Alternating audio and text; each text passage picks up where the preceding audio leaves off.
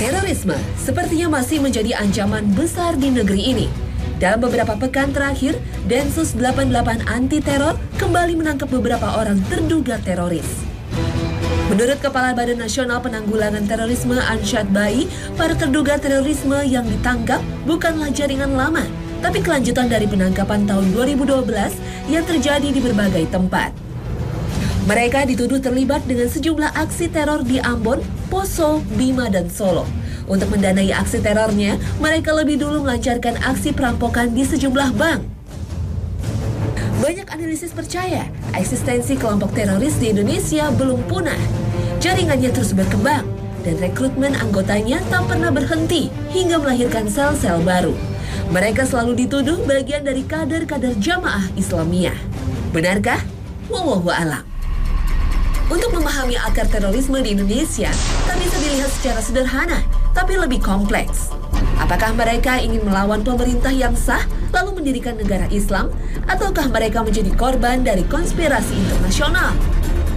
Dalam sebuah survei yang dilakukan Gulf Center for Muslim Studies, perang melawan terorisme yang dilancarkan Amerika Serikat ke seluruh dunia menimbulkan sikap radikal bagi sebagian umat Islam. Survei yang melibatkan 10.000 umat Islam di 10 negara yang mayoritas penduduk Muslim ini juga diketahui bahwa masalah agama hanya sedikit kaitannya dengan munculnya sikap radikal atau sikap antipati terhadap budaya Barat. Ternyata bukan ajaran agama yang membuat mereka berpandangan radikal. Kebencian kepada Barat, terutama Amerika Serikat, karena dianggap telah merekayasa berbagai aksi teror, termasuk tragedi World Trade Center pada 11 September 2001 yang disusul dengan kampanye anti-terorisme internasional. Amerika telah menciptakan dua aktor teroris, yaitu Al-Qaeda di balik semua aksi teror internasional, sementara Jamaah Islamiyah merupakan dalang kekerasan di kawasan Asia Tenggara. Bagi umat Islam, Amerika Serikat sejatinya merupakan dalang terorisme karena membantu Israel dalam persenjataan yang kemudian digunakan untuk menindas bangsa Palestina. Bagaimana dengan Indonesia? Benang kusut terorisme di Indonesia seolah-olah sulit diurai. Kenapa terorisme tumbuh subur di negeri yang dulu terkenal dengan slogan Bhinneka Tunggal Ika ini? Benarkah doktrin agama yang menyulut mereka menebar aksi teror? Meskipun para terpidana bom Bali telah dieksekusi, tapi bagi sebagian umat Islam, tragedi bom Bali dianggap masih misteri. Siapakah sesungguhnya dalang utama di balik aksi teror itu? Apalagi tak bisa dipungkiri, gerakan anti-terorisme di Indonesia tak lepas dari kampanye global melawan terorisme yang dimotori Amerika. Karena itulah, pemerintah dituntut mampu meyakinkan rakyat, terutama umat Islam, bahwa berbagai upaya memberantas terorisme bukanlah perpanjangan tangan dari Amerika. Pemerintah juga dituntut untuk melakukan reformasi sektor keamanan negara, sehingga mampu menanamkan rasa aman masyarakat dan tidak memicu radikalisme baru. Pemerintah juga harus peka terhadap aspirasi rakyat yang menyuarakan tuntutan keadilan dan kesejahteraan. Jika tidak, negeri yang kita cintai ini akan mendapat ancaman serius. Radikalisme bisa tumbuh di mana-mana. Kita harus belajar dari sejarah Islam. Radikalisme telah menghancurkan kesatuan umat Islam, bahkan masih berlangsung hingga saat ini.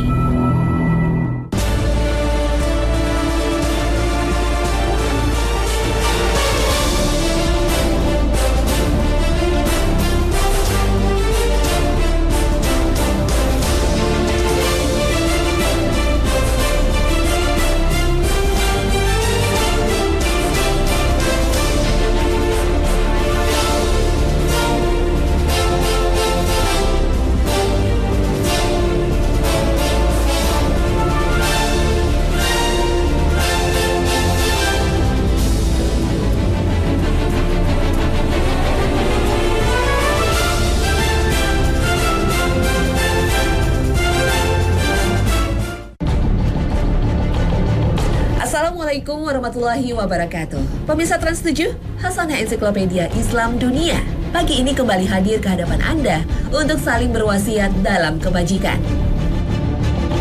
Islam adalah agama damai yang membawa rahmat kepada alam semesta. Tapi keyakinan ini mungkin tidak mudah begitu saja dipercaya oleh umat lain jika ada sebagian oknum umat Islam yang menebar teror atas nama agama. Apalagi konflik seringkali lebih meruncing antara sesama orang yang mengaku muslim. Padahal Al-Quran telah menuturkan dengan jelas. Innamal mu'minuna ikhwatun fa aslihu baina akhawaykum wattaqullaha la'allakum turhamun. Sesungguhnya orang-orang beriman itu bersaudara. Sebab itu damaikanlah, perbaikilah hubungan antara kedua saudaramu itu dan bertakwalah kepada Allah supaya kamu mendapat rahmat. Al-Quran Surat Al-Hujurat ayat 10. Namun umat ini dibiarkan oleh Allah Ta'ala terpecah belah dan berselisih sebagai ujian untuk melihat siapa sesungguhnya yang beriman. Allah berfirman, "Jikalau Tuhanmu menghendaki, tentu Dia menjadikan manusia umat yang satu, tetapi mereka senantiasa berselisih pendapat, kecuali orang-orang yang diberi rahmat oleh Tuhanmu. Dan untuk itulah Allah menciptakan mereka." Al-Quran Surat Hud ayat 118 dan 119. Rasulullah SAW pernah bersabda, "Ketahuilah bahwasannya umat sebelum kalian dari Ahlul Kitab telah berpecah-pecah menjadi 72 golongan. Dan sungguh umat ini akan berpecah belah menjadi 73 kelompok. 72 kelompok terancam di neraka, 1 kelompok masuk surga. Kelompok itu adalah Al-Jamaah." Hadis riwayat Ahmad. Dalam riwayat yang lain, semuanya di neraka kecuali 1 kelompok, yaitu kelompok yang aku dan sahabatku berada di atasnya. Hadis riwayat At-Tirmizi. Dalam riwayat lain disebutkan, mereka adalah golongan yang mengikuti jejakku dan jejak para sahabatku. Dalam hadis riwayat lain, Rasulullah menyebutnya umat terpecah menjadi 71 golongan. Ada juga yang menyebut 72 golongan. Namun hadis yang menyebut umat terpecah menjadi 73 golongan termasuk paling banyak, lebih dari 10 hadis dari 15 hadis yang membahas makna serupa. Banyak ahli hadis yang tak meragukan kesahihan hadis ini. Namun, siapakah sebenarnya yang dimaksud 72 golongan yang masuk neraka? Rasulullah tidak menyebut nama kelompok itu. Adapun 1 kelompok yang masuk surga sering dikenal dengan istilah Ahlus Sunnah wal Jamaah. Siapakah kelompok yang dimaksud Rasulullah ini? Sebelum menjawab siapakah kelompok itu, mari kita simak lebih dulu sejarah perpecahan umat Islam sepeninggal Rasulullah. Politik menjadi sumber perpecahan umat Islam sepeninggal Rasulullah SAW. Setelah Rasulullah wafat, kaum Muhajirin dan Ansor sepakat mengangkat Abu Bakar sebagai khalifah. Kemudian dilanjutkan oleh Umar bin Khattab yang penunjukannya berdasarkan musyawarah. Setelah Umar bin Khattab terbunuh, para sahabat sepakat untuk memilih Utsman bin Affan. 6 tahun pertama pemerintahan Utsman bin Affan berjalan stabil. Namun 6 tahun kemudian, muncullah para penghasut yang merongrong Khalifah Utsman bin Affan. Mereka menuduh Khalifah Utsman bin Affan bertindak tidak adil karena memilih para gubernur dari keluarganya. Kelompok pemberontak ini kemudian mengepung kediaman Khalifah Utsman bin Affan. Khalifah Utsman bin Affan melarang para sahabat setianya untuk angkat senjata, menghadang para pemberontak, hingga akhirnya ia dibunuh saat tengah membaca Al-Quran. Perpecahan umat Islam tak lepas dari konspirasi dan adu domba yang dilakukan kaum Yahudi. Terbunuhnya Utsman bin Affan menjadi titik tolak perpecahan umat Islam.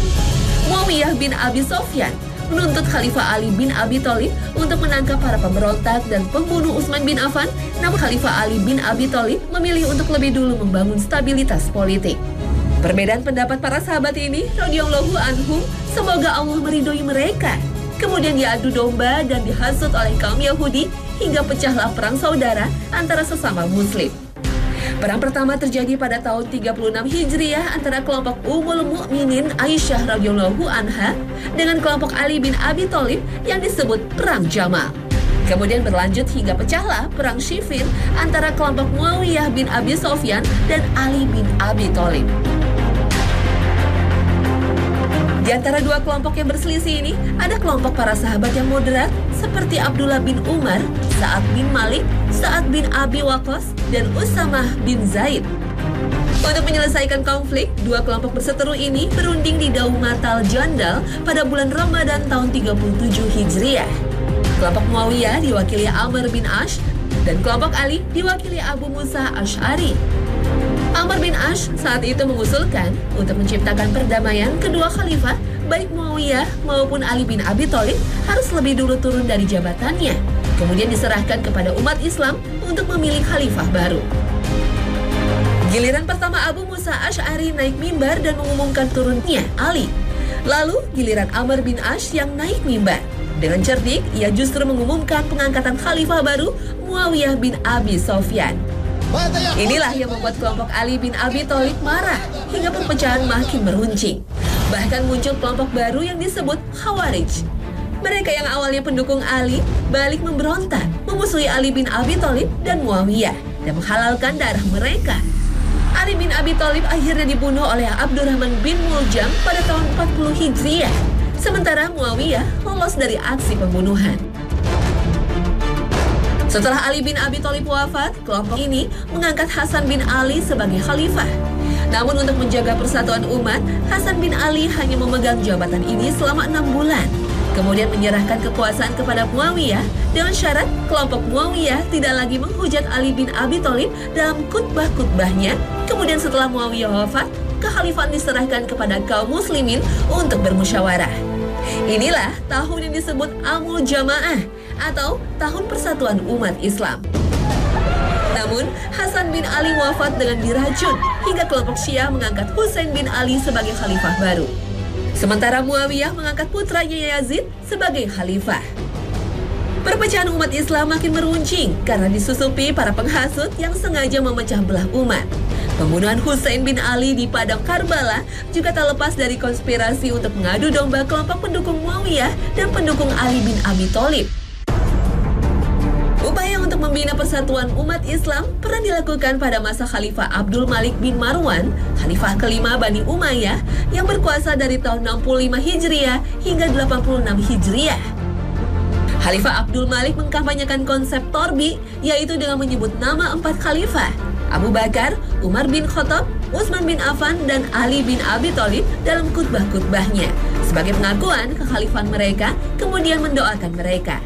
Gerakan ini mendapat dukungan para ulama dan umat Islam yang kemudian terkenal dengan istilah Ahlus Sunnah wal Jamaah. Benih-benih perpecahan umat Islam sebenarnya mulai tumbuh jauh sebelum konflik Ali bin Abi Thalib dan Muawiyah. Menurut sejarawan Muslim Nasir bin Abdul Karim Al-Aql, orang yang pertama kali sering menghasut adalah Abdullah bin Sabah. Dialah yang membuat makar dan memecah belah umat Islam. Abdullah bin Sabah adalah seorang Yahudi dari Shana'ah, Yaman, yang datang ke Madinah pada masa Khalifah Utsman bin Affan, kemudian berpura-pura setia kepada Islam. Padahal dialah yang mempelopori kudeta berdarah dan melakukan pembunuhan terhadap Khalifah Utsman bin Affan. Abdullah bin Sabah kemudian melemparkan fitnah sepeninggal Rasulullah, Abu Bakar telah merampas hak kekhalifahan yang seharusnya diserahkan kepada Ali bin Abi Thalib. Kemudian kelompok Abdullah bin Sabah banyak menyebarkan hadis palsu untuk mengkultuskan Ali bin Abi Thalib. Inilah cikal bakal munculnya kelompok Syiah. Namun kelompok Syiah hingga saat ini menganggap Abdullah bin Sabah sebagai tokoh fiktif. Meskipun seorang imam hadis di kalangan Syiah seperti Abu Amr Muhammad ibnu Umar al-Iz al-Kashi termasuk yang meriwayatkan keberadaan tokoh ini. Kisah Abdullah bin Sabah banyak ditulis para ulama jumhur seperti dalam tafsir Ibnu Katsir dan tafsir At-Tabari. Selain kelompok Abdullah bin Sabah yang disebut Sabaiyah, benih-benih radikalisme sudah muncul pada masa Rasulullah yang kemudian bermetamorfosa menjadi kelompok Khawarij. Mereka sesungguhnya ahli ibadah, tapi dangkal pemahaman agamanya. Munculnya kelompok dan pemikiran radikal ini sudah diwasiatkan oleh Rasulullah SAW seperti yang ditulis Imam Nawawi dalam Syarah Sahih Muslim. Ketika Rasulullah mendapatkan rampasan perang Hunain dan Thaif yang banyak, kemudian dibagi setelah penaklukan kota Mekah di daerah Ja'ronah. Saat itu, ada seorang sahabat yang bernama Dzulquwaisyrah yang marah dan protes kepada Rasulullah karena pembagiannya dianggap tidak adil. Para sahabat senior tidak mendapat bagian, sementara orang yang baru masuk Islam seperti Abu Sofyan dan Al-Bakhtari mendapat jatah 100 ekor unta. Pemuda itu yang berasal dari Bani Tamim dengan congkak maju ke depan dan berkata, "I'dil ya Muhammad," atau berbuat adillah wahai Muhammad. Rasulullah saat itu menjawab, Yang beliau lakukan adalah perintah Allah, bukan atas kemauannya. Ketika orang itu meninggalkan majelis pertemuan, Nabi bersabda, akan muncul dari umat Islam orang seperti itu yang hafal Al-Quran tetapi tidak melewati tenggorokannya. Mereka adalah sejelek manusia, bahkan lebih jelek dari binatang. Dalam berbagai hadis, Rasulullah SAW telah menceritakan ciri-ciri kelompok Khawarij ini. Rasulullah bersabda, akan muncul firqah atau kaum yang membaca Al-Quran, tetapi bacaan mereka tidak sampai ke tenggorokan mereka. Mereka membunuh orang-orang Islam dan membiarkan penyembah berhala. Dalam hadis Bukhari lain disebutkan, salat mereka tidak sampai melewat batas tenggorokan. Dalam hadis riwayat Muslim, Rasulullah juga menjelaskan ciri-ciri mereka. Akan muncul suatu kaum dari umatku yang pandai membaca Al-Quran, di mana bacaan kalian tidak ada apa-apanya dibandingkan dengan bacaan mereka. Demikian pula salat kalian daripada salat mereka. Juga puasa mereka dibandingkan dengan puasa kalian. Mereka membaca Al-Quran dan mereka menyangka bahwa Al-Quran itu adalah hujah bagi mereka. Namun ternyata Al-Quran itu adalah bencana atas mereka. Salat mereka tidak sampai melewati batas tenggorokan. Mereka keluar dari Islam sebagaimana anak panah meluncur dari busurnya. Kelompok ini memiliki pemahaman yang dangkal terhadap agama. Mereka memahami Al-Quran secara tekstual atau makna zahirnya saja. Mereka lebih mengutamakan ibadah ritual tapi melupakan ibadah sosial. Karena itu, mereka selalu berprasangka buruk terhadap kaum muslim. Dengan hanya menggunakan dalil dari Al-Quran, barang siapa yang tidak memutuskan menurut apa yang diturunkan Allah, maka mereka itu adalah orang-orang yang kafir. Al-Quran Surat Al-Maidah ayat 44. Mereka dengan mudah mengkafirkan dan menghalalkan darah kaum muslim yang tidak sepaham dengan mereka. Ibnu Abbas pernah diutus oleh Khalifah Ali bin Abi Thalib untuk menyadarkan mereka dengan menggunakan argumen dari Al-Quran dan hadis Rasulullah. Akhirnya sebagian dari mereka ada yang bertobat dan kembali menjadi pendukung Khalifah Ali bin Abi Thalib. Dalam berbagai hadis, Rasulullah pernah berpesan untuk memerangi mereka karena mereka telah sesat dan akan membuat kekacauan bagi umat Islam. Perpecahan umat Islam berbeda dengan ikhtilaf umat dalam persoalan ijtihadiyah. Rasulullah pernah bersabda, jika seorang hakim memutuskan suatu hukum, kemudian berijtihad, maka jika benar, ia mendapat 2 pahala. Namun jika salah, baginya 1 pahala. Hadis riwayat Al-Bukhari. Ikhtilaf atau khilafiyah dibolehkan jika menyangkut masalah fikih atau furu'iyah, tapi ikhtilaf bisa jadi tercela jika memaksakan pemahamannya terhadap orang lain, apalagi menuduhkan telah kafir meskipun mereka berhujah dengan Al-Quran dan Sunnah. Karena sesungguhnya tidak ada manusia yang maksum atau terbebas dari kesalahan kecuali Rasulullah. Allah berfirman, وَأَطِيعُوا اللَّهَ وَرَسُولَهُ وَلَا تَنَازَعُوا فَتَفْشَلُوا وَتَذْهَبَ رِيحُكُمْ وَاصْبِرُوا إِنَّ اللَّهَ مَعَ الصَّابِرِينَ. Dan taatlah kepada Allah dan Rasul-Nya, dan janganlah kamu berbantah-bantahan yang menyebabkan kamu menjadi gentar dan hilang kekuatanmu, dan bersabarlah. Sesungguhnya Allah beserta orang-orang yang sabar. Al-Quran Surat Al-Anfal ayat 46. Mungkin kita sering mengutip hadis Nabi yang mengatakan perbedaan di kalangan umatku adalah rahmat. Para ahli hadis seperti Ibnu Hazm dan Syekh Albani menilai hadis ini tidak ada asal-usulnya, hingga dikategorikan hadis palsu. Apalagi pernyataan ini bertentangan dengan hadis sahih dari Ibnu Mas'ud, riwayat Abu Daud, bahwa perselisihan itu malapetaka. Dari Ibnu Mas'ud radhiyallahu anhu, dia berkata, Rasulullah SAW membuat garis lurus dengan tangannya sambil bersabda, "Ini jalan Allah yang lurus." Kemudian beliau membuat garis-garis di sebelah kanan dan kiri garis lurus tersebut sambil mengatakan, "Ini jalan-jalan menyimpang. Tidaklah setiap jalan melainkan di dalamnya ada syaitan yang menyeru dan mengajak ke jalan itu." Kemudian beliau membaca firman Allah, "Dan sesungguhnya ini adalah jalanku yang lurus, maka ikutilah dia. Dan janganlah kalian mengikuti jalan-jalan lain yang menyimpang, yang memecah belah kalian dari jalannya. Demikianlah dia mewasiatkan kepada kalian, mudah-mudahan kalian bertakwa. Hadis riwayat Ahmad dan An-Nasai. Rasulullah juga pernah bersabda, wajib atas kalian untuk mengikuti sunnahku dan sunnah para khulafaur rasyidin yang mendapat petunjuk. Berpegang teguhlah kepadanya dan gigitlah erat-erat dengan gigi gerahammu. Hadis riwayat An-Nasai dan At-Tirmizi. Generasi sahabat tabi'in dan tabi'ut tabi'in adalah generasi terbaik sebagaimana yang diwasiatkan dalam hadis Rasulullah. Para ulama menyebutnya salafus soleh.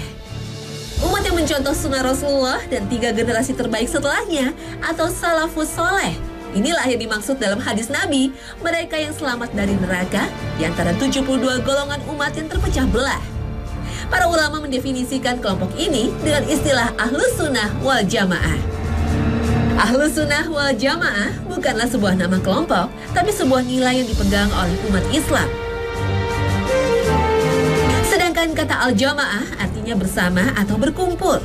Mereka adalah yang bersama-sama dalam kebenaran dan mengamalkannya. Mereka tidak mengambil teladan kecuali dari para sahabat, tabi'in, dan para ulama yang mengamalkan sunnah sampai hari kiamat. Karena merekalah yang memahami agama yang dibawa oleh Rasulullah SAW. Namun, jamaah yang dimaksud bukanlah merujuk kepada jumlah terbanyak. Allah Ta'ala mengingatkan dalam surah Al-An'am ayat 116. Dan jika kamu menuruti kebanyakan orang-orang yang di muka bumi ini, niscaya mereka akan menyesatkanmu dari jalan Allah. Al-Quran Surat Al-An'am ayat 116. Karena itulah Ibnu Mas'ud pernah berkata, Al-Jamaah adalah mengikuti kebenaran walaupun engkau sendirian. Ahlus Sunnah berpegang pada sunnah Nabi dan mencintai persatuan umat. Mereka juga membenci perpecahan umat yang masing-masing kelompok fanatik terhadap golongannya. Mereka bukanlah orang yang senang mencela, apalagi mengkafirkan sesama muslim. Nah pemirsa, semoga episode tentang sejarah perpecahan umat Islam ini membuat kita makin waspada terhadap berbagai hasutan yang bisa memecah belah umat.